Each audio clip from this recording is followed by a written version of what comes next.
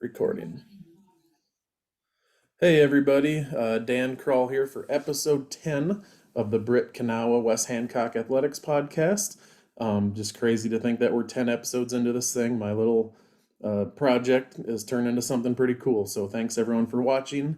The last episode I did a couple weeks ago was the 1986 Girls State Championship golf team. If you want to go back to watch that or any other episodes, just go to YouTube and type in my name and you'll find all those. But this episode, I have John DeLeon with me. John's a former athlete at West Hancock, and his dad was the legendary wrestling coach, Al DeLeon. So thanks for coming on with me tonight, John. Hi, Dan. Thank you for asking me to come on. You bet. I'm excited about this one. Before we get to John, though, like always, I have some sponsors. If I have a new screen, I'm entering into the techie world so I can show my sponsors. Tonight's sponsors are Derek and Liz Ing. They're sponsoring this episode. They're both 2004 West Hancock graduates. They are the new owners of Vexen Fishing and Tackle Industries.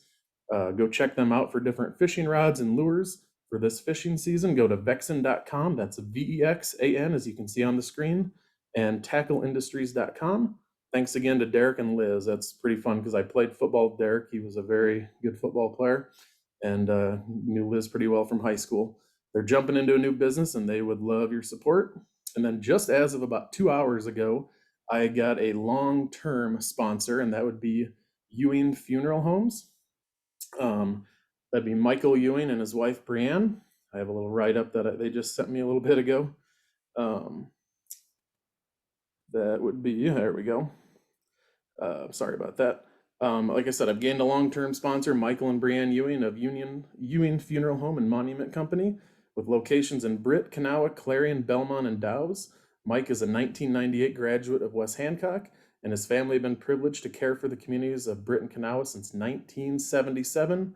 You can find them online at ewingfh.com or on Facebook, or give them a call at 843-3839 or 762-3211.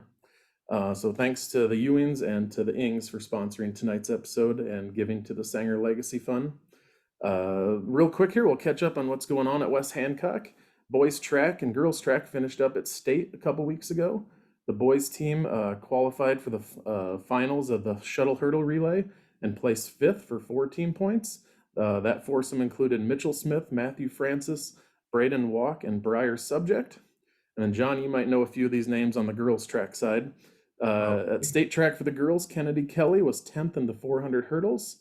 Ann Horseman was 16th in the discus. Mallory Lear placed 20th in the high jump.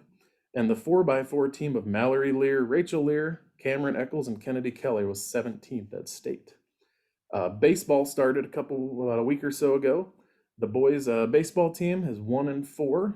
They beat Eagle Grove and have since lost to Lake Mills, Humboldt, Garner, and they just lost last night to North Iowa in a close one.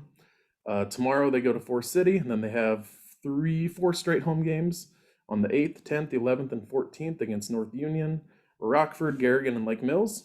The girls' softball team is 0-3. I did not see any results from last night's North Iowa game, but they have the same schedule as the boys. Go to Varsity Bound and check out their schedules and their stats and get out to some games if you can. The Sanger Legacy Fund was created to honor the late great Coach Bob Sanger and his wife and former teacher Mrs. Linda Sanger, former co-workers of your dad. They both taught and coached for over 50 years in the Britt and West Hancock schools. The Legacy Fund raises money to help the communities of Britt and Kanawha, and more specifically, the West Hancock School and their athletic programs and activities. Go to sangerstrong.com if you're interested in donating. On that Mankato Area Foundation site through Sanger Strong, you can set up recurring payments if you'd like to automate your giving just like you do anywhere else. And as always, thanks to Alex DeWard for setting up the sangerstrong.com so it's easy to give. One thing I'm challenging people to do this week outside of sponsorship, since this is the 10th episode, I'm challenging 10 people to donate at least $10 to the Legacy Fund by the next episode in a couple weeks. If you'd like to send me your name that you did it, I'll get a list on the next episode of who all gave outside of sponsorship to keep that cash flowing into the Legacy Fund. I do have an exciting announcement, John, here. One last thing, and then we'll get started. No problem. Kurt Kopacik is a 1995 West Hancock graduate, and he lives down in Georgia. He contacted me a while back and had an idea. He has a company that works with his company to make cornhole or bags or whatever you call it, boards for like lawn activities and lawn games. And he has that company make some for his clients. And he, along with myself and the Sanger family, designed a couple boards to commemorate Coach Sanger's football and track careers. And I'm gonna pull up a couple pictures here real quick. I'm not real techie, so just give me a second. This is one of them. This is the one for football. It has his statistics and all of his information, a nice picture of coach and the school logos. And then also this one is for track, has all his accomplishments. Can you see that, John? Am I doing I that see the right? football one, yeah. Okay. Yeah, so Kurt got these great. designed, and we're going to do a raffle. Kurt decided to purchase the first set of boards, and these are top of the line boards. They're about $275 to purchase on your own. We're going to do a raffle, and they're going to be $5 per ticket, with the goal of raising $1,000 or more for the legacy fund. We're going to do this all through the summer, and then in the end of August, we're going to do the raffle. If we get more than 250 tickets purchased, we'll do a second one and do 2 raffles. So I'll have more information on the podcast link that I'll post after we get done recording tonight. But I'm really excited to have people buy tickets. And like I said, all that information will be there in a little bit. So thanks, John, That's for holding in wonderful. there with me and letting me get through all my stuff. So again, Well, John that's De Leon's on here with me. John, tell us where you are these days. Tell us a little bit about your family and what you're currently up to. Well, currently living in the western part of New York State. The biggest town I'm near is probably Rochester, basically between Rochester and Syracuse. Actually do live in a small farming community called Farmington. Although there is farming here, but people from Iowa would probably not think it quite the same farming. The fields are much, much smaller and in between all the trees and things like that. But it's a nice area. I've been here about 15 years now, and I've got 2 daughters that live with me. So Allie, my oldest daughter, she actually is graduating from high school this year, and her ceremony is a week from Sunday. So she's excited to graduate, and she has decided to go to college at the University of Iowa. Nice. So yeah, so she's kind of returning back to her roots for college, which is fun for her. Smart kid. And I've got my younger daughter, Olivia. She's a freshman in high school. So she's just getting started with her high school years, but she's really enjoying it here as well and has a lot of friends, a lot of things to do. It's interesting when people ask about the area here as to how it compares to Iowa. And I say usually the temperature, the climate, things like that, the weather is very similar. The biggest difference that I see is that it's basically the trees. Here, there are just a lot of trees and there's a lot of forests and things. And what happens to the snow here is the snow actually falls straight down and piles up high. Where if I remember growing up in Iowa, it always, blew sideways or drifted here and there just because of the cornfields being gone and the bean fields being gone. But here it just falls straight down and piles up. So it's a little bit annoying when you got to go out and shovel, but yeah, definitely. Yeah. So yeah, you graduated in 1992 from West Hancock, and like most West Hancock athletes, you played football for Coach Sanger and Coach Perkins. You played for them from 88 to 91. That included 3 trips to the state playoffs. Your first year was the semifinals, playing with Kevin Sanger and those guys. And then you had 90 and 91. You guys made it to the first round and had 2 close losses to North Iowa and Garner. What are some stories and stuff you can tell us from your football days and Coach Sanger, Coach Perkins, and all your teammates, practices, games, whatever? Boy, that could be full episodes in itself, but there's just so much to remember. Just going through a football program like Britt has, and just going through that whole process, even starting in junior high, working all the way up. Because usually in junior high, you're looking at the varsity teams, and you're like, boy, that's who I want to be when I get up there. I want to be like those guys. And and then having, coaches through junior high and even JV, and then getting into varsity with, Bob and Mr. Perkins. It was a great program because Bob really expected you to do your best at all times. Mhm. It was something that he didn't really say, but you just knew it. And as a player, me playing with my friends and, other classmates, either whether they're a little bit older, or a little bit younger, you just all knew that you all wanted to do your best for Bob, but then also for your teammates and everything. And doing that, it's fun when you're out on the field. I remember being out on the field many times in games and, just standing in the huddle, and as a team, you just all know that as long as all of us do what we're expected to do, we're going to, do the best we can, and we're going to win most of these games, or, we're going to just do well. And that's the part that's really makes it fun. And then, obviously afterwards, after the games, it's always fun because then you're going out with your friends and, talking about, oh, did you see someone catch this pass when maybe they hadn't caught the last two? Or did you see somebody had a great run, and somebody had an awesome block that created that great run? It was just stuff like that that really made it fun, and made the whole program and the whole process just a lot of fun, and getting feedback, but then also having the support of the community too as well. It makes the program much better, and I know the coaches really enjoy that too. But having you mentioned both Bob and Linda previously in the Sanger Fund. I think that's a great program there to donate to. And growing up, they were just as much involved in things. I was involved in a lot of their stuff just as well. I actually had Linda as a teacher in junior high, and a lot of the other things going on at the school she was involved with. So I was involved with her in a lot of things too.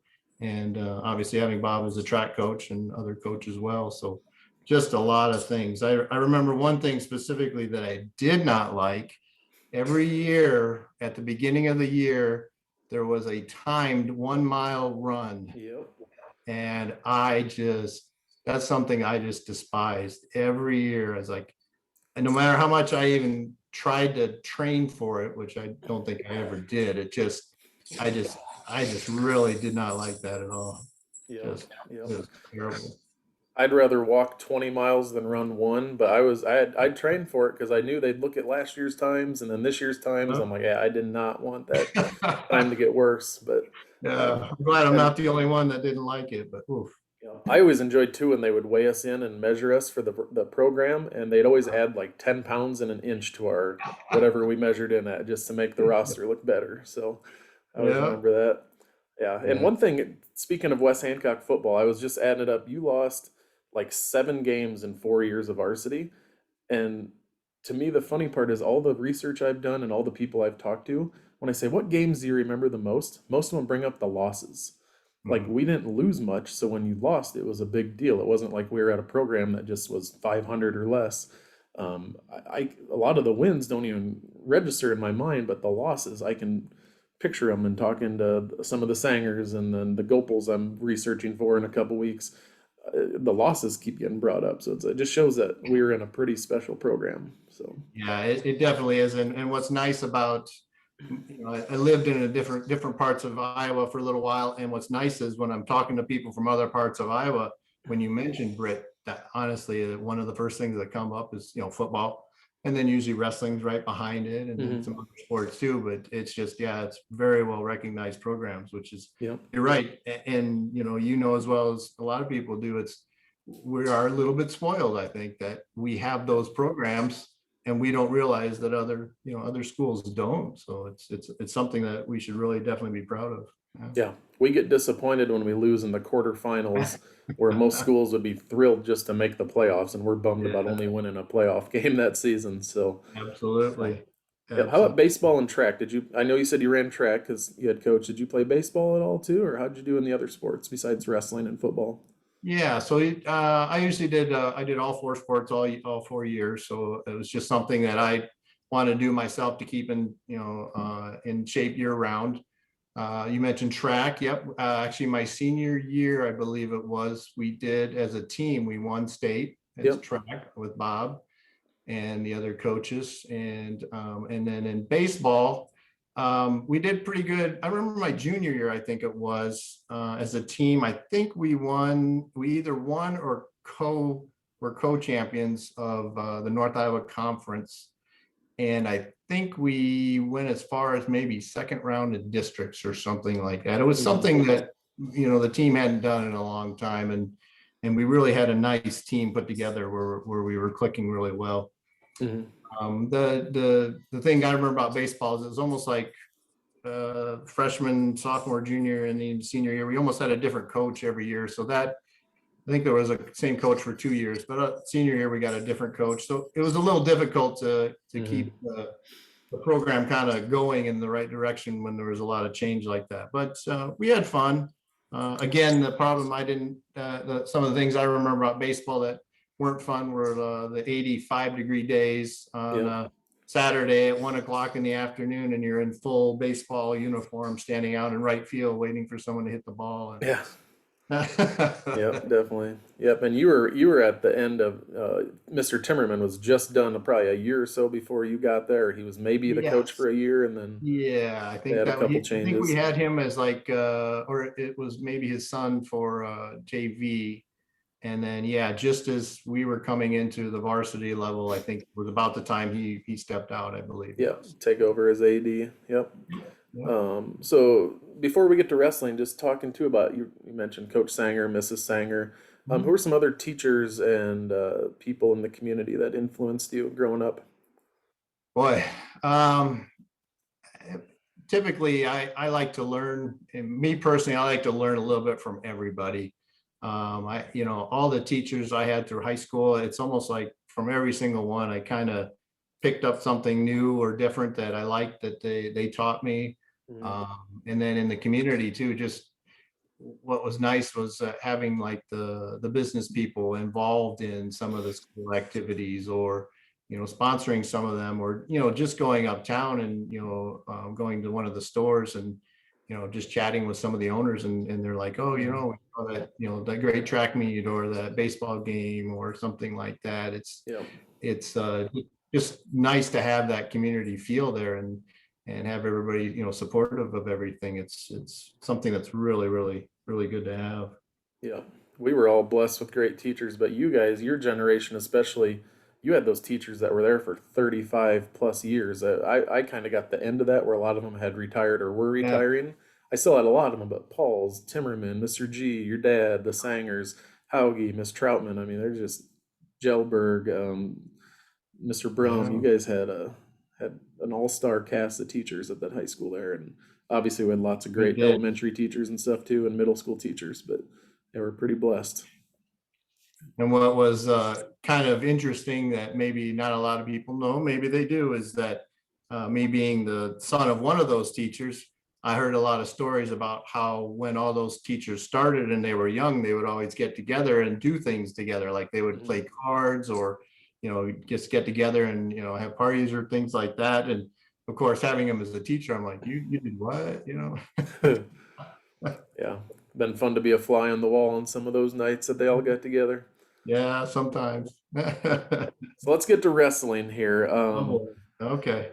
Before you got to high school, were you in the wrestling room a lot? Like, did your dad take you to practice? Did you get to be involved with it? Did he drill you at home? Did you have a mat in the basement, or how'd that all look? Well, sure, yes. It's funny. Growing up, yeah, in a wrestling household like I did with my older sister and then my younger brother and mom and dad. It's for me personally, I guess the younger years, it didn't really hit me much. Yes, we did have a wrestling mat in the basement, Yeah. and as kids, the three of us would just kind of somersault, roll around on it, not do too much. But as we got a little bit older, maybe in third, fourth grade, somewhere in there, um, Dad would actually have some of the high school wrestlers come down into our basement, and they Yeah. do some drilling and work out sometimes, do some things. And we're watching and like, oh, okay, who are these guys and what are they doing? And a couple of times that mat got drug out into the backyard on the grass. So there would actually be outdoor practices in the backyard, depending on how the day was. But again, some of the high school wrestlers would come and practice and things. And then, as we got a little bit older, probably almost into junior high, I would say it's more when, I may have gotten a little more serious about wrestling. But Dad was he never pushed me or my brother or even my sister to doing something that we didn't want to do. He wasn't like, you're going to do this and that's how it is. He was more about, hey, if you're interested, I'm here to support you, and I'm going to help you no matter what you want to do. And for me personally, I think I probably waited a little bit longer to get started into wrestling than maybe some of my other teammates, that ended up on the team in high school, or even my brother, I think maybe even started a little bit earlier than I did. But it was just my personal choice, and Dad was okay with that, which was nice, good. Yeah. But he also knew, what's that? No, I wish there were more parents today had that mentality your parents did. I feel like there's a lot of pushy parents out there wanting their kids to do stuff for their sake and not for the kids' sake. So kind of wish we had that throwback there. But he also knew that when, he knew me, that when I decided I was going to do something, I mean, making that decision just triggers everything and says, okay, that's what you're going to do. Then your focus is on that and you're doing it. So, and my brother was kind of the same way. My sister was too. When she decided she was going to do a sport, I mean, she did that sport, and that's how it was. So, we are somewhat of a competitive family, but also we try to be understanding with each other that we're not pushing each other into something we don't want to do, but we're going to help each other if they do want to do it. So very, very interesting. Yep. So let's look at your wrestling. Sorry. What's that? Oh. No, go ahead. I was just going to get started on your wrestling seasons. There was a lot of different times when wrestlers would come over and practice once in a while, not very often, but once in a while when we were younger. And again, it didn't really hit me that Dad was so involved as a wrestling coach, and there was a big wrestling program. Again, probably till I was older, in 5th, 6th grade, something like that, and got to see got more involved in the being a manager in wrestling meets, things like that, and actually seeing Dad coaching the teams and things, and all of the wrestlers. So it was interesting to see it from a different perspective, I guess, is where I had it from. Because I'm guessing for a lot of your childhood, it was just Dad. He wasn't a legendary coach. He was just your dad. You did his thing, you did your thing, and just kind of how it was. Probably didn't know any different. So, and you're right. That's kind of how it was for most of the childhood. I mean, and what's funny is I probably learned more about his wrestling career and his high school wrestling career, even some of his younger years growing up. I learned more about that from his brothers or his teammates that I would meet later on in life, or even his previous coaches. It was conversations with them where I actually learned about, some of the things we're probably going to talk about. But, he just wasn't real big on talking about that himself. If somebody asked him, he'd talk about it, but he never really brought it up himself. It was something that he was proud of, but he just it wasn't his way of just bringing it up. That's how the great ones usually are. They're not going to toot their own horn. So that's what we're going to do tonight. We're going to do that for him. So yeah, let's get into your wrestling career a little bit. 1989, you were 5-15 that year. I didn't find much else. I'm obviously assuming you didn't advance postseason wise with, just as a freshman with not a great record, but your sophomore year, you improved immensely. You went from 5-15 to 16-14. You lettered. You had the most reversals on the team, most decisions on the team. But I couldn't find how you did at conference and sectionals, and if you made it to districts. Do you remember that sophomore year, how you ended up doing, minus the improvement? No. Jumping back to the freshman year real quick, I think for me that freshman year was more about I was almost, there were times when matches would come up, and it would be like there would be spots on the team where it'd be a real good returning state champion or returning conference champion or something, and I think as a freshman, I wasn't too worried about losing or to them. So they're like, okay, you can wrestle them. So that's kind of what my freshman year was. I was jumping in all these seniors and juniors I was wrestling. So, but I wanted to do that because I wanted to get some experience. But yeah, my freshman year, I didn't really place in much of anything. My sophomore year, again, I was still trying to figure out, okay, where do I belong on this team, and what can I do to help the team. I lettered both my freshman and my sophomore year, but I didn't place in any major tournaments, and I don't believe I don't even know if I got to wrestle in the conference tournament or not, because there was another guy at the weight on the team too. But yeah, again, it was kind of like honestly just a learning year, really. Yeah. Did you feel wasn't in our notes, but it just popped in my head. Did you feel any pressure being the son of Al De Leon, like you had to do well, or was it just you just went out there and did your best and worked hard? And did you ever Well, feel that? I could say probably again, freshman, sophomore year, I think I probably did feel a little bit, but I also learned how to not let that bother me. Yeah. And again, Dad was helpful in that too. He never made it feel like, you have to do this or you have to win or you have to do, all this stuff. He was more about, and he was this way with everybody. He was, I want you to do your best out there. He never said, I want you to win. He said, I want you to do your best, Yeah.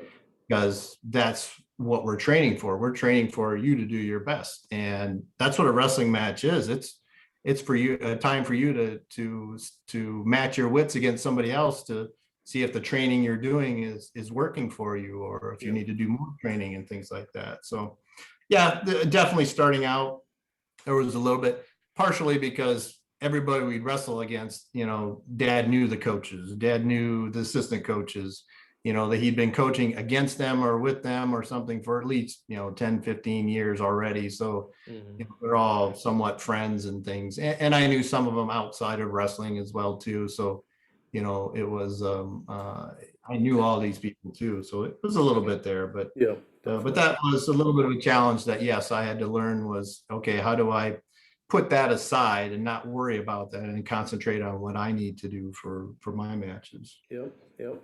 So let's jump to your junior year. So you went from 5-15 to 16-14. Your junior year, which is 1991, 28, 5-1 overall record. Another letter. Had the fastest takedown in a match on the team, most reversals, most 2-point takedowns, most decisions. You were the most improved. You got fourth at districts. You went from sectionals to districts. Did you have a chance to make it to state when you got fourth? Were you close? Was it a loaded bracket? How'd that look? Um, well, first of all, I just want to jump back to the most reversals. That one's a little bit scary for me, because if it's most reversals, somehow you got on the bottom in the first place. So, I'm not sure I never could figure out if that's a good statistic or not, but you know what, we'll take it. But You didn't give up. There you go. yeah, I remember my junior year, a lot of nice things were heading in the right direction. I was obviously getting a lot more wins. I learned to control matches more. I learned to figure out, okay, what do I need to do to win, to beat these guys, things like that. And yeah, when it came down to the end of the year, districts, when I made it to districts, there's usually four guys. Yeah, I think there was four guys in the bracket. And my first match was against a guy who I'd already beaten earlier in the year. And I don't remember exactly what happened, but I do remember that during the match, this guy I was wrestling was much different than earlier in the year. So I really had to turn it on. And in the end, I didn't quite wrestle the best match I could have against him. And obviously he won. And then after that, I think I lost the second match because I was a little bit beside myself, and I wasn't sure what had happened the first match. So I didn't quite collect myself and come back and wrestle the second match. So that's how I ended up fourth at districts that year. But doing that, and then I went on to watch the state tournament, watch some of my teammates that did make it. that really did allow me some time to figure out, okay, what am I going to do for my senior year? I mean, Yeah. this isn't what I wanted to do for my junior year. Well, how is this going to help me for my senior year? So, Yeah. And I had before we get to that senior year, which is amazing, you had a tie. I'm not much of a wrestling guy, and I don't know if the rules have changed, but how do you tie in a wrestling match? Because I thought there was like overtime, and then there was like a list of criteria of who won. How did it get to that? Do you remember that at boy, all? that's I remember having a tie, and it was before. This was before. Yeah, this was before. Was it? Yeah, this was before any kind of flip the coin, 30 seconds up, 30 seconds down. I think. Hmm. Oof. So Yeah, didn't it that's just be like riding time or something like that would decide it? I don't know how that. yeah, that's typically how it's typically. You're right. It's like a sudden. They used to call it sudden death. Who gets the first point in 1 minute? And I think I remember doing that. I remember doing an up and a down, and I think it ultimately came down to they just. And you're right. It should come down to criteria. I can't remember off the top of my head. I'd have Yeah, I to. was just curious how that worked because I never saw a tie on someone's record in wrestling, so Yeah, figured I'd ask. and why do they keep? Why does it stay on your record all year long? Yeah. Why can't you Yep. drop it somewhere? Yep. You're right. I don't remember that one. Yeah. So let's get to your senior year, 1992. Again, 5 and 15, 16 and 14, 28, 5 and 1, and then 34 and 5. You were the state runner-up at 145 pounds. You got second at conference, first at sectionals, first at districts, and then, like I said, you got made to state and made it all the way to the finals. And then as a team, you guys were state runner-ups as well. And I put on our notes here, I said, you were on a list of team individual awards that your dad put together too many times for me to even bother listing because I wanted to get to the state tournament itself. But you were on that list in the paper many, many times. So let's go through your state tournament here. Okay. I'll say the round and who you beat and the score. And then if you want to fill in how, kind of things were at the end, go ahead. So the first round at state, you beat Rob Beeson of Solon 8-2. In the quarterfinals, you beat Matt Vandervelde from Rock Valley 5-4. So that was a close one. Semifinals, you took down Clinton Dunlop of Woodbine 9-6. And then Mhm. your great run ended in the finals against Zach Light of Lisbon. And you know Lisbon, they're always a powerhouse as well. He was the defending Right. state champ and he beat you 19-6. What do you remember from that state tournament? Well, and overall, I remember that just being in the state tournament was just a great experience. But I remember it was chaos. It was chaotic. Mhm. We had the four of us that were there. We had the coaches basically keeping us in a certain area. And as things were happening, they would grab us and say, "Okay, you're wrestling now. I'm at 12 or something. So you have to go Yeah. find." You'd run out there. You'd find it.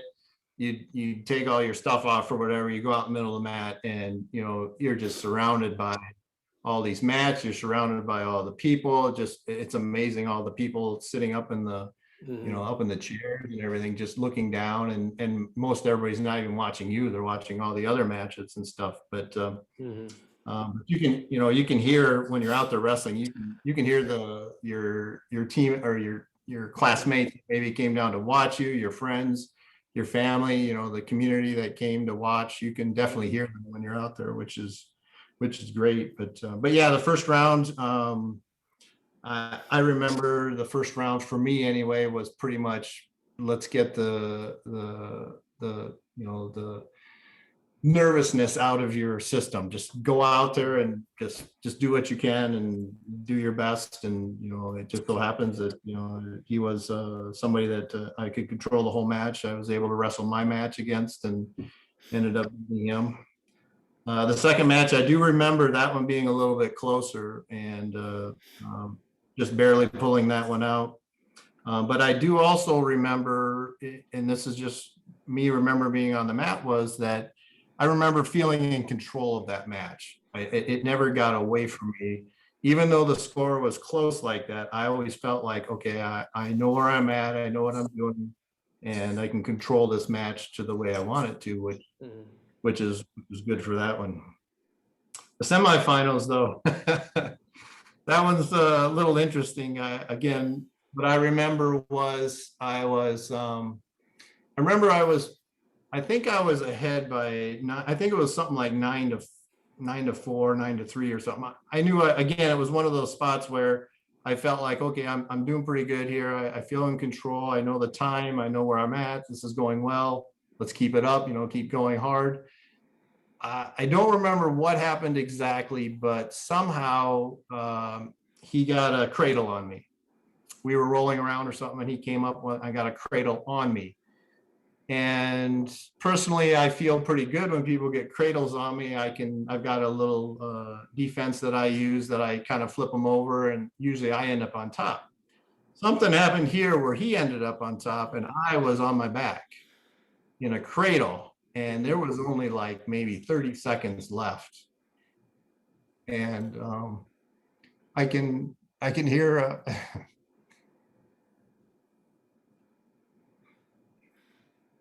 You're right. Take your time.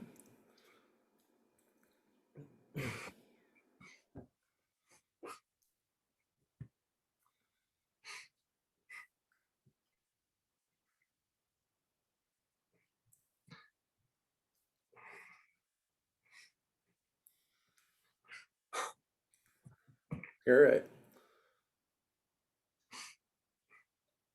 I can hear the coaches yelling, 30 seconds, 20 seconds, 15 seconds, 10 seconds. The whole time I'm trying to, keep off my back and just turn to the side. And in the end, I did, and ended up, winning the match. Mm-hmm. And then, after that, it really hit me. I'm like, wow, that's what I wanted to do. I wanted to make it to the finals. Mm-hmm. And what happened after that was, we left the mat, went back down to the basement where you train, where you warm up and things like that. And I myself was like, wow, I did it. This is what I wanted. I wanted to make it to the finals, and I'm drinking water. I think I had some Gatorade. And then Dad comes and grabs me. He says, "Okay, you got to weigh in." I'm like, "What?" He said, "You got to go weigh in for the finals." I said, "Right now?" He goes, "Yeah." We walk over, and there's a scale there, and a guy standing by the scale. And he says, what do you, what match you weighing in for? I said, 145-pound finals tomorrow night. And because this was Friday night. So it would have been Saturday night. And I get on there. He goes, "All right, you're a pound and a half over." I'm like, "What?" Because "You're a pound and a half over." I'm like, "Really?" "Yeah." I go, "Okay." And then I was kind of confused. I'm like, "Okay." So I went and got my stuff on, and then I had a coat and things I grabbed. Dad gave me his thick coat. I put that on. I had somebody stocking hat. Some people were just throwing stuff at me. And I looked at him. I looked at the guy who said I was over, and I said, how much time do I have?" And he goes, "You got 45 minutes. I'm like, "What?" He goes, "Yeah, that clock says, 9 o'clock or whatever it says. That's it. That's the timeout." So I had to run circles in the basement there for, I ran like 44 minutes worth of circles, jumping jacks, everything, just to get sweat out, do anything, short of getting a haircut from somebody. I couldn't do that, but I did everything I could. And when I got back on that scale, it was right at the tick mark where I had to be. Jeez. And I had 30 seconds left before the guy was going to call me, for not making weight. And I was just like, What? "Oh." So you would just be disqualified and the other guy would win it all? Is that how that worked? That's how it would technically work. Yes. Jeez. Yeah. Has that ever happened before? Do you I, know? I've never I've remembered never, hearing about it. I've never heard it happen before. I've never heard of anybody ever getting a break either. So I don't know, but it was just one of those things. It's like, oh, that's not what I was looking for, but Why'd I drink that I look water? back on it now and I can laugh at it, which is kind of nice, but Yeah, makes for a good story, that's for sure.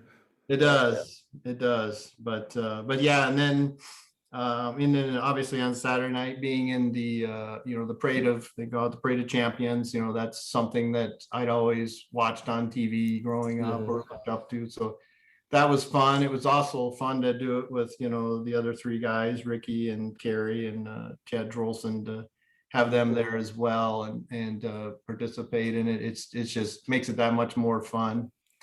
And then the match itself, I went in, me personally, that's what I was shooting for. I wanted to be in the finals with the best wrestler in the state at my weight. That's what I really, really wanted, because I really wanted to try my best. I wanted to see what I could do against him. And obviously, yes, returning state champion, Lisbon is a powerhouse.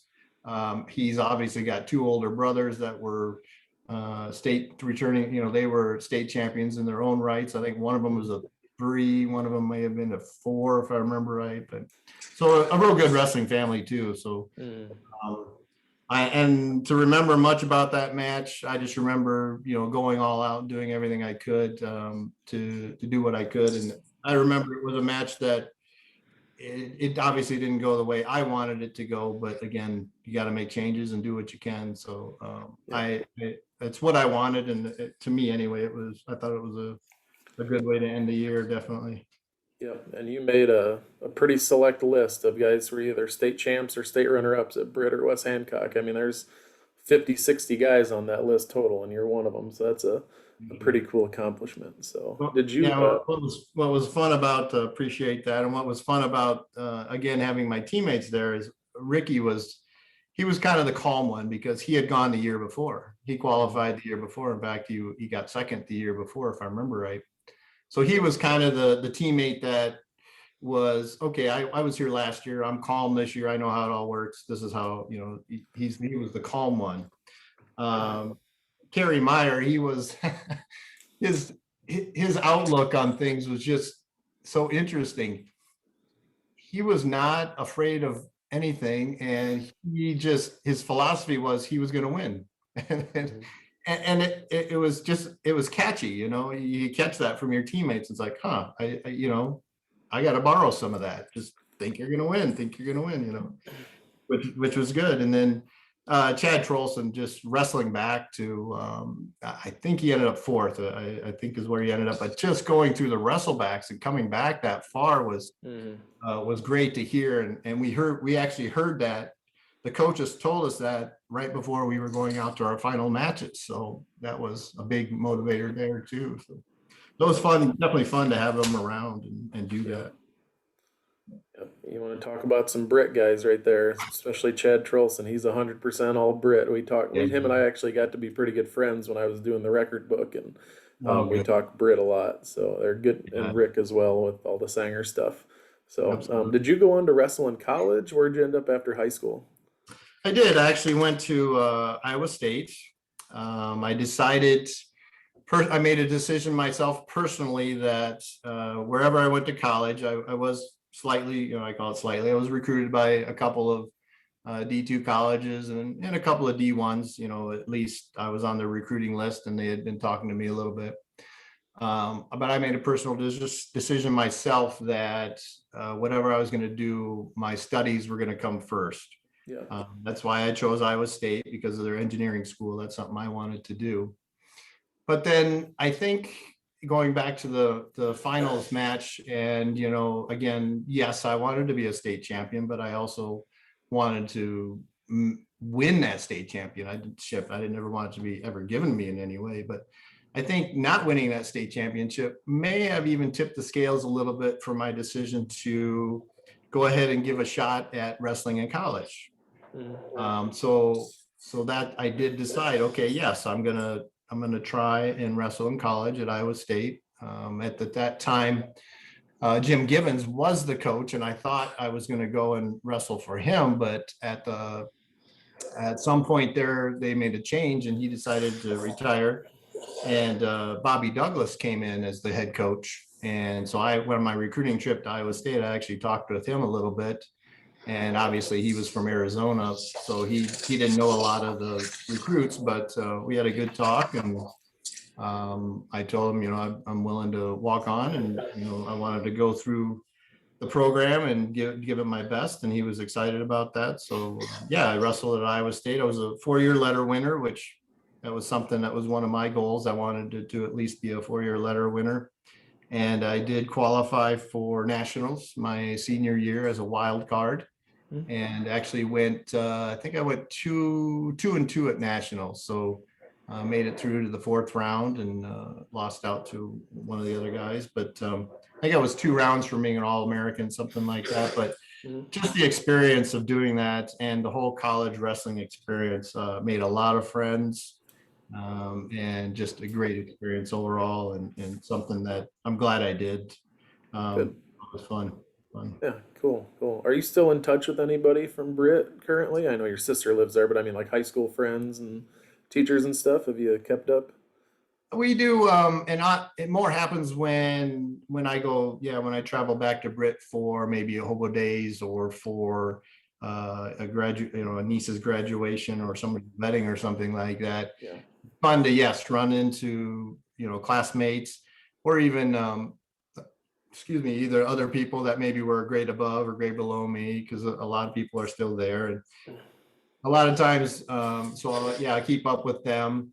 A lot of there's a lot of my classmates that, again, we touch base a couple times a year. The conversation has kind of changed into more about our kids now Yeah. than Yeah. about us. But what's fun too is watching some of the sports that, yeah, my nieces are in still there, and seeing some of the other teammates on their teams, and trying to piece together, okay, now whose daughter or Yeah. son is that, or Distant who's, cousin or something. Yeah. yeah, it's just trying to Yeah. put it all together. And it is fun to see all that and catch up. Yeah. Yeah. And Yeah. that's to me what makes Britt and West Hancock special is you could be gone for 15, 20, 25, 30 years and you still watch the games, you still care, you still connect with people. Like my wife is from a Fairfield and her football team could have won the state championship last fall and she would have had no idea. But me, like I don't miss a game and you probably hardly miss, some of your niece's games and other people I know follow things closely. It's a different world where we grew up compared to some I other places. Yeah, and I tell you that streaming, what, I don't know who did it or who's doing it, but streaming of the sports, that's amazing. That's great Yeah. for people that like us that are just so far away that we can't see everything. Yeah. That's Yep. wonderful.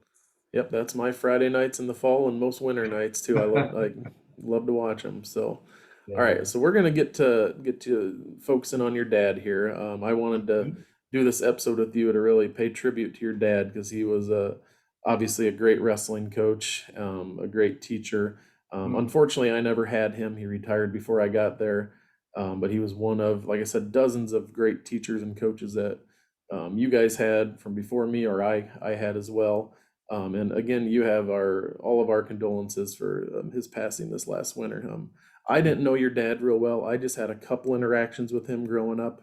I know his health even wasn't the greatest back then, but he was Mhm. always kind. And I know Lois, your mom, was always so nice when I'd run into her.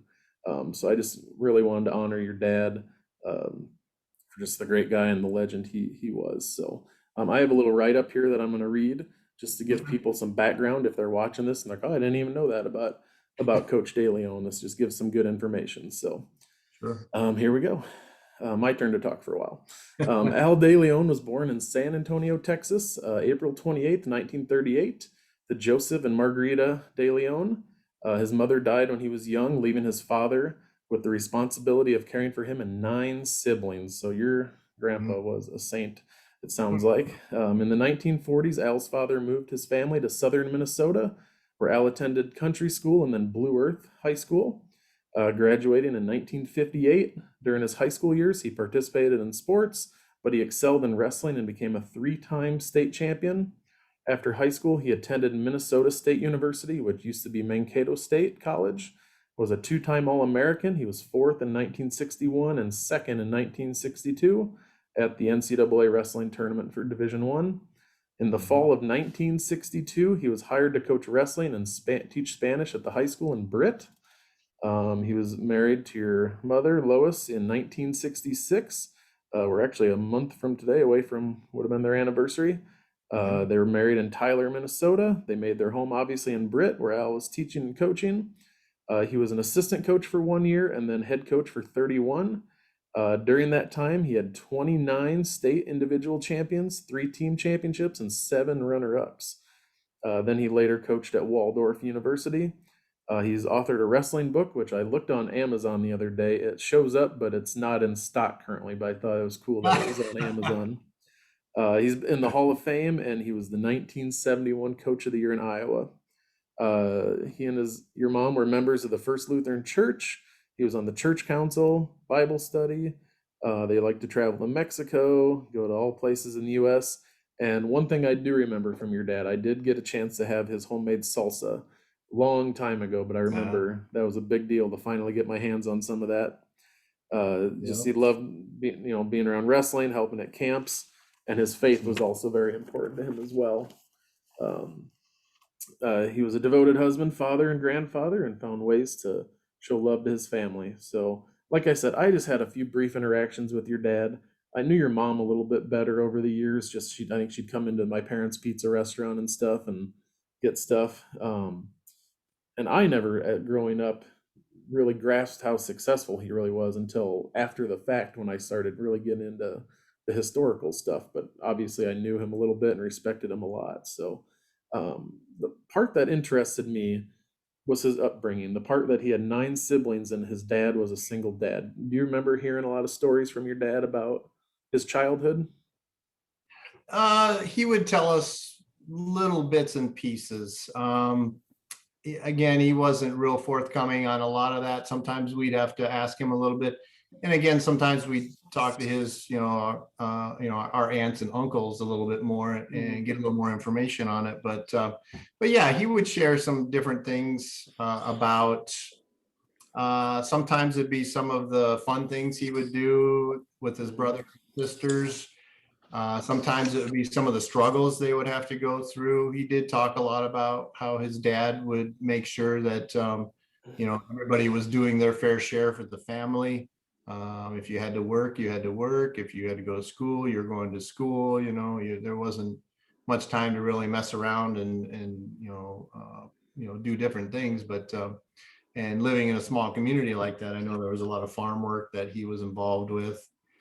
He did mention that as a little kid, he remembered they would go to one of the neighboring towns, and I think it was like on Saturday nights and watch a movie on the side of the grain elevator. He Yeah. said they'd set it up, and all the kids would watch a movie, and I think have soda pop or something like that. He would mention that, but I know he said his oldest brothers and him really, I think he said, didn't get along much because they were just so much older Yeah. and doing their own thing, and he was pretty young. But he was very close with his immediately older brother Arnie, and then his sister Marion. They were all pretty close Mhm. and growing up and doing a lot of things together. In fact, I know he always really attributed his brother Arnie to getting him involved in wrestling and also in having him become as good of a wrestler as he was.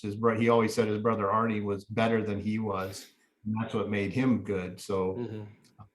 that was something that was really, I know you really helped him a lot too. Do you know how Arnie did in wrestling growing up? Did you ever hear how he was? He was, I don't remember the details, but I'm pretty sure he was a 3-time state champion, if not 4. I don't remember, but he was a multi-time state champion in high school. I remember Dad saying he usually went undefeated during the years, Mhm. and just a really really tough wrestler. And again, that's why Dad looked up to him, but then also used him to gauge himself and say, okay, how do I get to be as good as my brother? And Mhm. that's really what he wanted to do. Yeah. Yeah. Any of his siblings still around then? I know you said a lot of them were older. Do you? Yeah, it's hard. They're spread around, Yeah. and again, I didn't really know who all of them were until later in life, and trying to again still put all the pieces together. But I would say there's about I think four or five of them still around. Okay. A couple of the older ones, and his sister's still around. His brother Arnie did die a while ago, a couple of years ago, but yeah, there's still a couple of them around. Yeah. Nice. Yeah, so when I was doing my research, I found the Faribault Register, a newspaper up there in Minnesota, and a little north, I think, of Blue Earth, and there was a really cool article that was written about your dad. Gosh, I didn't even write down what year it was written, but it was, I think, maybe when he got put in the Hall of Fame or something like that. So I have some quotes here I want to read, and then we'll talk about them a little bit. Okay. This one is All right. from a teammate of his named A.B. Russ. He said, Al was one of the quickest wrestlers I have ever watched move around the mat. At practice, he would have a team member stand at the edge of the 6-foot circle located at the center of the mat. He would do the same thing across from his teammate. Al would grab the other wrestler's ankle before they could move back out of the circle. He was that quick. And I just remember him, he's a smaller in stature guy, so I'm just like, he had to have been one of those like fast and annoying, like just all over the guy type of wrestler that would just pester you the whole time. Was that kind of what you gathered from his wrestling days? Yes, and what I also knew that is he didn't stop. He didn't quit. He didn't. Yeah. He just went. He just kept going and going. That's the way he was, and he was always like that through his whole life. He's just constantly moving, going. So, being quick and also, like you said, just constantly being moving and moving, and as soon as he's on you, and that's how it was. There happens to be. I think you can Google it somewhere, but there is a video of him wrestling on YouTube somewhere. It's like I can't remember. Well, it's one of these years, the Nationals that he wrestled in, and it is fun. It's just like you read that quote. It's fun to see that that's exactly how he was. Yes. Mhm. Did he ever wrestle in the wrestling room when he was coaching at Britt with you guys or anyone? Did he ever get in there and do that? He did, but he also knew his limits. I remember like when I was probably freshman sophomore year, once in a while he'd wrestle with me, and I'd always get mad because he would do an arm drag basically and just do it so fast, or an ankle pick so fast that I was on the mat before I could even shake his hand, and it made me mad, but he was good at it, and but then for me, I got a little bit bigger and taller than him, and then it wasn't quite so much. We wouldn't wrestle quite as much anymore because I was a little bit too big for him. But then he would kind of wrestle with my brother at the time, and because my brother was a little bit smaller again at that time, but Mhm. then my brother got even bigger than me, so Yeah. you wouldn't wrestle with him much either. But yeah, he'd wrestle with some of the other guys too, but not as much. I'm thinking he probably did in his younger years when he first started coming coaching. I'm guessing he Yeah. probably did. Yeah, I bet he'd like that. I would have loved to have seen him and Billy Dahlman go at it because they had to have been the identical type of guy. I mean, they're just the fiery little guys, you know. That would have been fun because Yeah, I think Billy could still probably beat most people in a wrestling match. I think so. I remember wrestling Billy a couple times in practices too, and same thing. Billy just he would he'd take me down, and he'd grind me into the mat, and he'd be like, hey, these are what the guy's gonna do to you. You better get ready for this. Hmm. Yeah. Yeah. Yeah. So the article went on to say that your dad almost won a fourth state title because he was a three-time state champion, but he lost on a referee's decision in the semifinals in '56, and they're saying there was a little controversy there.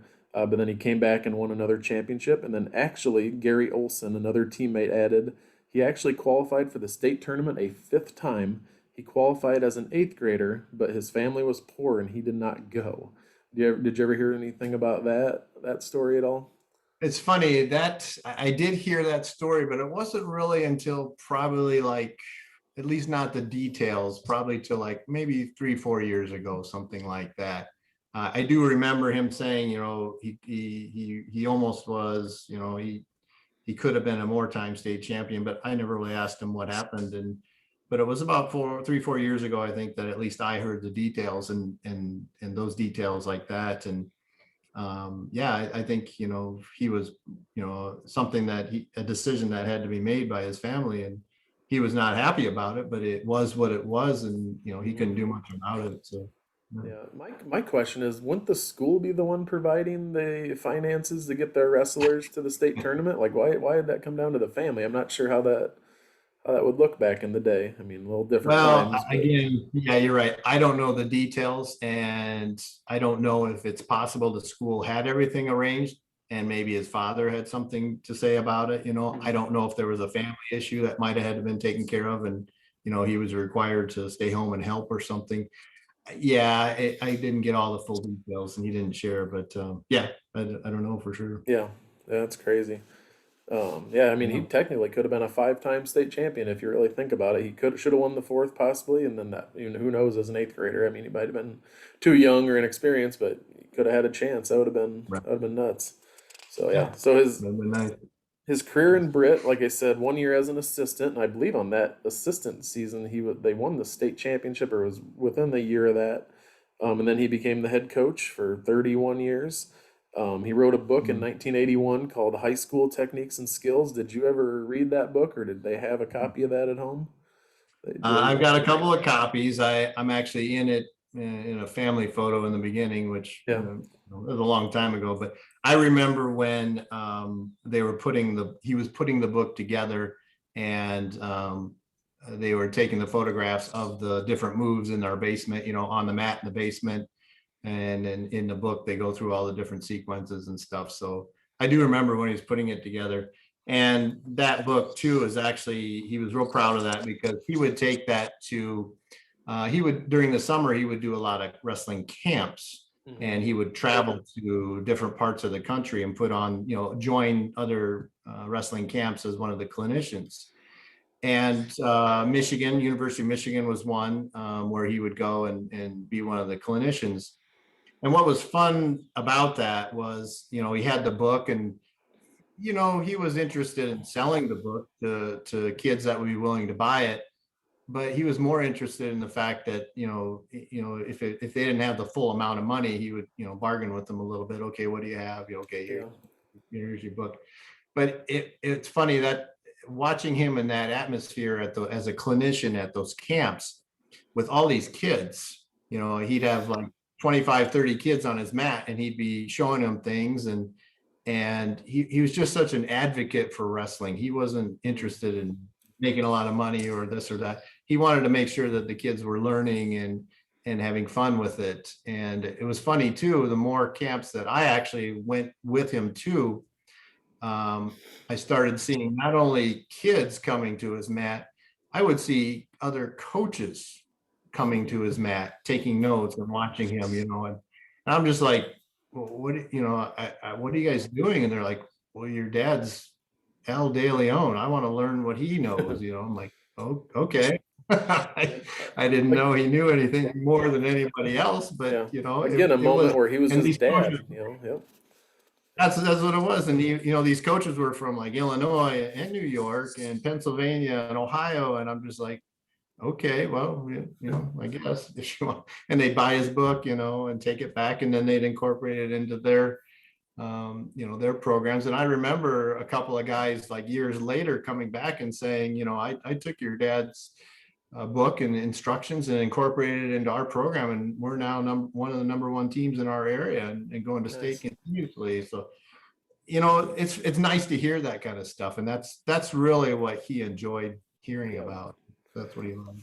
That's cool. Well, he must have known what he was doing because his overall record 273 wins to only Um, 138 losses and 15 ties. wow. I counted up 28 individual state champs, but all the stuff I read says 29. I mean, obviously, still a lot. I'm going to list those champions because it's just a cool, amazing list. So again, it's my turn to talk for a minute while I list Can off I, all these state champs. can Glenn I can I Pitkin. stop? Can I stop you Yeah, yeah, after yeah.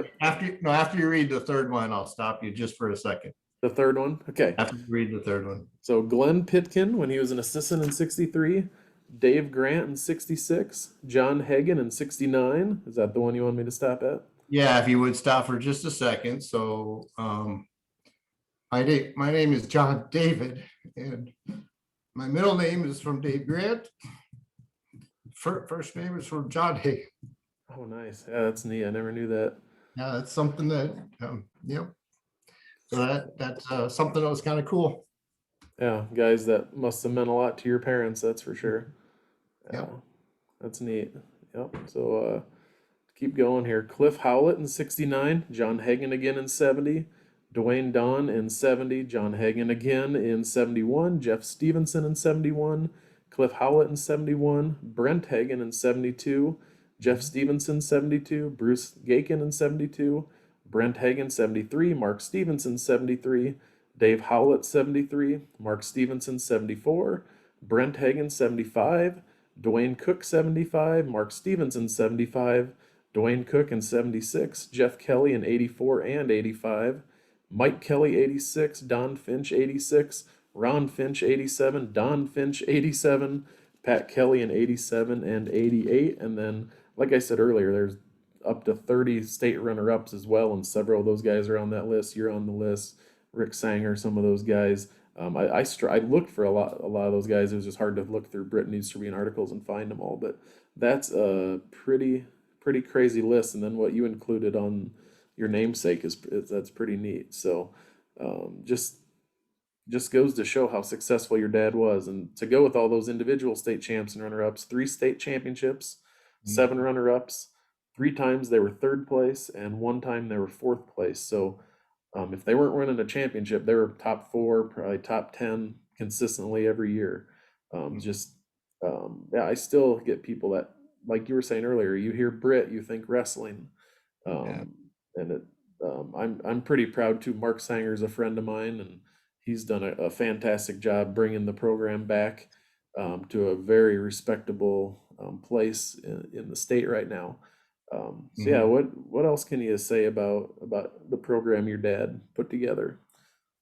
Well, and I know he would say it, he had some really good assistant coaches along the way that, people from Ron Meyer to Jim Martinson and, Dave Preem and many others, obviously Billy Dahlman still there. And even some of the returning wrestlers that would go through and come back and kind of be some of the assistant coaches.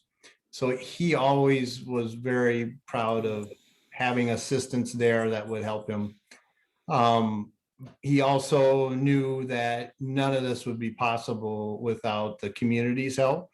He was constantly, talking to people about raising money for camps or putting on camps to raise money to possibly take kids to tournaments or bring in certain clinicians that would be helpful for learning new moves and things from. So he was just constantly looking at that. And then, you know, behind the scenes was obviously my mom. She was very much, you know, she was very much there. She's more of the she's more of the organizational mind of if you want to call it, the team.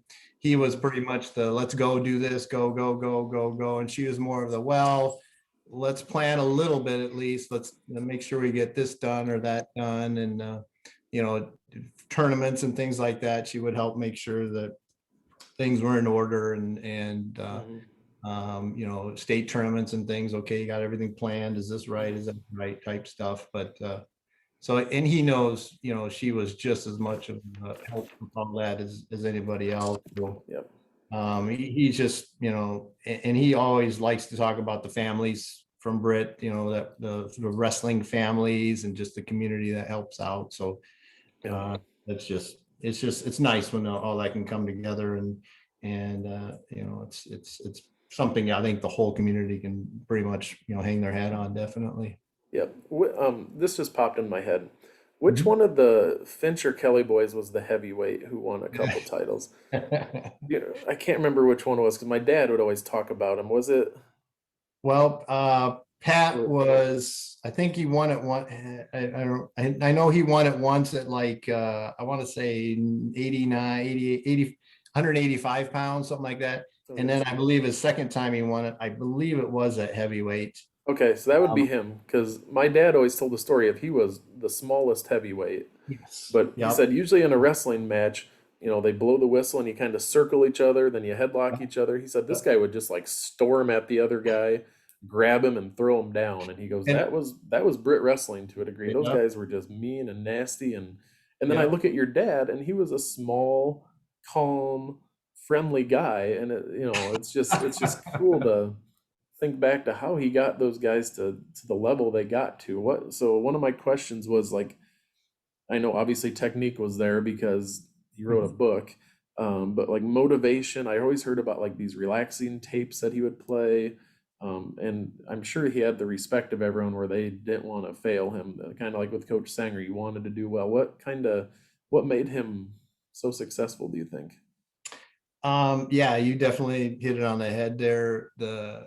He was a big believer in making sure you understood and knew the basic wrestling components, Hmm.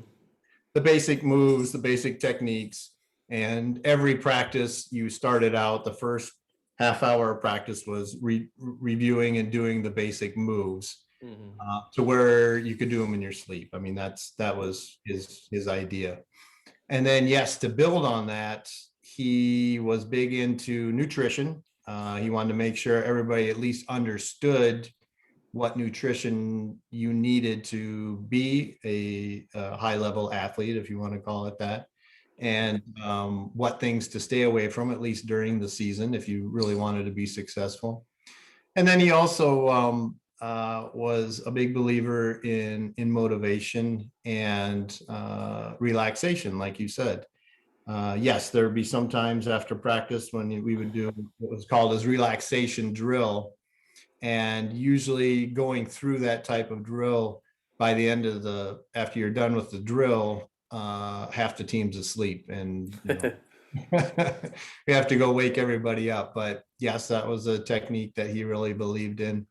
But motivation was one that he constantly was a big believer in, and making sure that you, as one of his wrestlers, and even as one of his students in class, or even someone that you know that knew him in life, he just had a way of making you know that you can you can achieve what you want to. But then he also had a way of taking people to the next level above that. He even took you to places you didn't even know that were even possible. And I guess for me, I got to see this and some of the wrestlers you mentioned there that were state champions, because I remember as a little kid, watching them wrestle and starting out, and their first year they were getting pinned and pinned and pinned and pinned and pinned, and it's like, this guy's supposed to be going to be a 2 or 3 time state champion, and yeah, that's what happened. Yep. He was able to work with them, and they wanted to do it too, so he could just find those ways in people to get them to believe in themselves, and also understand that there's another level that you just don't even know that's there until you get there. And it's just amazing to see. I don't know how he could do that, but it's just amazing to see when he would do that. And he really enjoyed that. He enjoyed showing people, hey, this is how you get to the next level. It's Yeah. up to you. He goes, I'm not going to help you. I'm not going to do it for you, but here's how you do it, and I will help you get there, but you have to want to do it and do it yourself. And what's nice about that, like you said a minute ago, that philosophy is very similar to like Coach Sanger's philosophy and some of the other coaches too. That's what makes the whole Britt, West Hancock programs just what they are. It's just that whole philosophy kind of flows from sport to sport, and it makes it nice. Yep. And my brother's younger, and he ended up going to North Iowa, and he's mentioned to me a few times. He goes, I'm always amazed at the consistency of the football program from '84 until present day. It's like state contenders. Just looking at this list for your dad, he had a state champion, at least one from 69, 70, 71, 72, 73, 74, 75, 76, and then the 80s, 84, 85, 86, 87, 88, and then you guys in 92. Like, that's not easy to consistently year after year put out a good product like that. I mean, Mm-hmm. we don't have down years, or your dad didn't really have down years per se. I mean, it was all the time, and that's Yeah. people I don't think fully appreciate how difficult that is to maintain. It's easy to take a step back and go, "Oh, we've been so good for so many years, what but they didn't do that. They were Yeah. always on top of their game. It seemed like. So, no. Yep. And that Faribault paper, I have another quote here before I ask about Waldorf. Hmm. Um, This would be that Olson. I can't think of his first name. It's on the last page, but he said Al always had a way with kids, whether it was his Spanish students or wrestlers.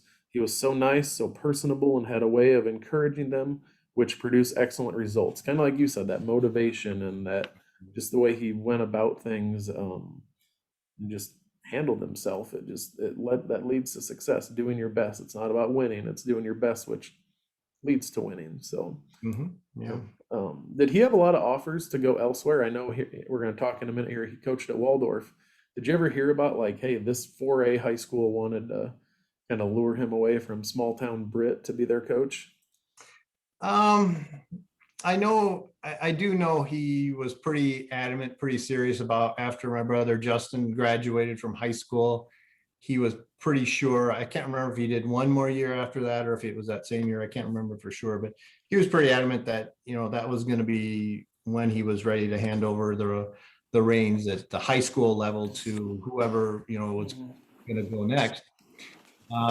And if I remember right, at that time, he wasn't really thinking he wanted to do another level or a different program or anything like that.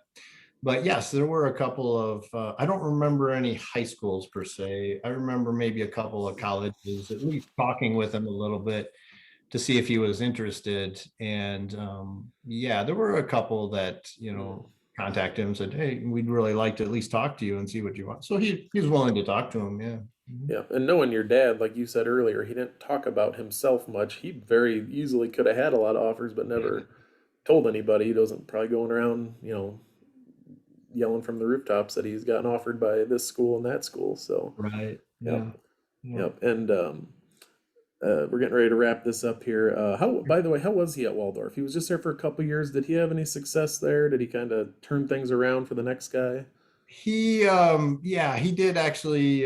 Waldorf was really excited to have him on, and gave him a lot of a leeway to get things going.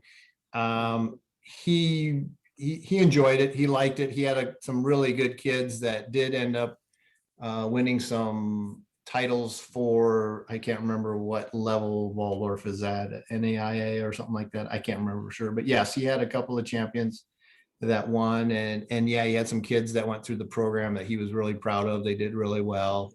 As a team, I think they did pretty good. Although they did lose to my Iowa State team when we wrestled them one year as kind of an exhibition type of thing. Yeah, But that was kind of fun to do. yeah. And but he was trying to get it to a point where he could kind of get it on the upswing a little bit and then hand it off to whoever decided to go next. But I think he enjoyed it, and had a good time working with everybody at Waldorf and a lot of the kids too. So yeah, it was good. Yep, and then I think eventually Steve Kelly took that over at some point, didn't he, before he went to Nyack? Yes, That he little did. Brit connection there as well. Yeah, Yeah, yep, it yep, was. yeah. And uh, I just remember, like I said, I didn't know your dad real well, but I just do remember with the Parkinson's that's how a lot of what I remember seeing him not being in great health. But I just remember in talking to people, I never saw him or heard about him complaining about his health, and he just always was that type of a strong guy, kind of like Coach Sanger with his illness at the end, never complained, always just gonna, fight this, gonna beat it type of thing. And just remember him being such a kind person and just um, I have fond memories of him the little bit that I did know him. So Yeah. sounds like you're a lucky guy and had a great Mhm. upbringing and great parents. And how's your mom doing these days, by the way? She's actually doing well. It's a little different because yes, helping out with the Parkinson's, she was very much involved in making sure he got his medication for the day and getting him around to different places. And Hmm. for him, it was a difficult. That's a hard disease because as much as we do know about it, we absolutely know nothing about it, and it affects Hmm. everybody slightly differently. So she was very much in charge of trying to get answers from doctors and things, and just keeping on what's the next steps and how do we continue to fight this. And yes, Dad fought it as much as he could, and for him it was more tough, I think, on his body than anything. But his mind actually was really, really, really good. up until the end. So it was nice to, and there was actually some conversations we would have with him that he would tell us some of these stories that we just talked about here that I hadn't even heard of up until we started talking about them. So he was sharing a little bit more about his your early years and things like that. So Thanks. that was nice. But yeah, she's doing well, and enjoying getting out and talking to people again. Obviously, because the pandemic is kind of starting to go on the good side now, where people can get Yeah. out. She really enjoys talking to all the people in the community and things like that. So yeah. Yep, yep. And again, you have our condolences. He's Thank a you. legendary guy and a Brit guy through and through. And Yeah. yeah, with the pandemic, I'm sure that was a little tough to navigate through some of that stuff. But before we wrap up and go through my next episodes and stuff, in our conversations on email, you mentioned to me that you wanted to talk to kind of end this, some of the philosophies and the lessons your dad left you. So go ahead, take this time and tell us anything here you want to tell us and share with us about him. All right. Well, no, I appreciate it, and I appreciate you putting this whole episode together. I think it's a nice piece to just talk a little bit about it and things. But growing up with him as my dad, and again with my brother and sister as well, it was interesting to kind of see how his philosophy was, if you're going to do something, just do it to your best ability. And I mentioned it earlier. He never said, I want you to go out and beat that guy. I want you to win. You're going to win. I want you to win. He didn't say that.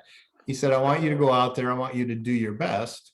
And as you referenced earlier, guess what? When you do your best, things follow that. And usually what follows that is winning and, other things and awards and stuff like that. So just make sure that if you're going to, that was his kind of feeling, is if you're going to go do something, do it to your best ability. And what I found too is when you do that, it personally makes you feel better. If you went out there and did your best and that's the best you can do, I'm not concerned about what the outcome was. I feel like I've done what I can do. And another philosophy that kind of goes along with that is, and you kind of mentioned it earlier, when you see him wrestle, try to do things and don't give up right away. Make sure you're giving your best and you don't give up so that you can continue on. And it's that philosophy that I found is that as you continue to not give up and you just keep going and going, that's when you start seeing that there are other levels that you can get to. And that's how he kind of got people to other levels too. Don't give up, continue on, make sure you go past where you think you can go, and that's going to get you to that next level. Yep. But in the end, with all of that, he always was adamant too about making sure that you got to have fun with it too. You can't make it hard and difficult that you don't enjoy it. You got to make sure you have fun with it. And he was always good about making sure that after a hard practice or after a hard workout or something like that, he would make sure, okay, let's go do something fun. Let's go have a little salsa party or something. Let's go have go play around the golf or something that just takes your mind off of everything and just go out and have fun. But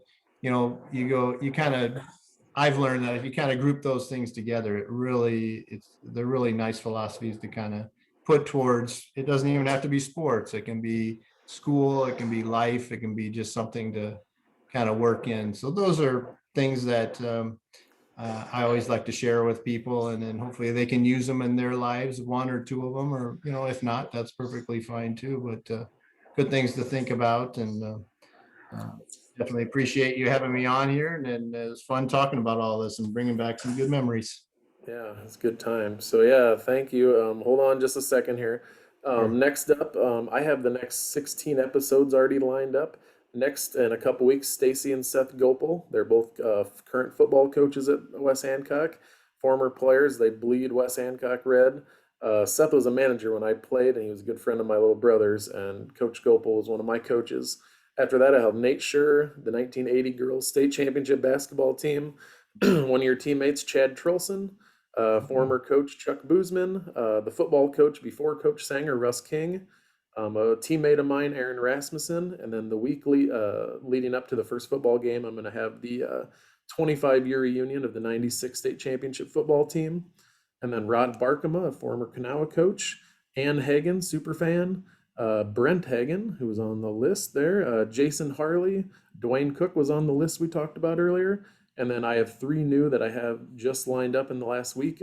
You'll know her, Rachel Leerar, just recently graduated, your niece. And then Dave Smith was a teammate and neighbor of mine who's now a professional musician in Tennessee. And then Gene Gunther, we're going way back to the 60s for the Steve Everett era. Wow. And again, I'm asking 10 people to donate at least $10 in the next week to celebrate 10 episodes of this. Thanks to Vexen Fishing and Tackle Industries for sponsoring, and then my new long-term sponsor, Ewing Funeral Home and Monument Company. And then also stay tuned for more info on the Sanger cornhole boards that we're going to raffle off here this summer. So, John, again, I just want to thank you for coming on. I know it couldn't have been easy. Your dad's only been gone about 6 months, so I appreciate you fighting through some of the emotions to tell your dad's story and tell some of your own stories as well. So anything you want to add real quick here before we stop recording and get ready to post this? No, again, just appreciate you having me on. This is great. I appreciate all the hard work you did, and in reviewing some of Dad's history and things, and some of the awards and things. And honestly, from our family, we just want to thank the community and everybody for all your support. And we look forward to all the future things that Britt, West Hancock has to offer. You bet. All right. Thank you. Go Eagles.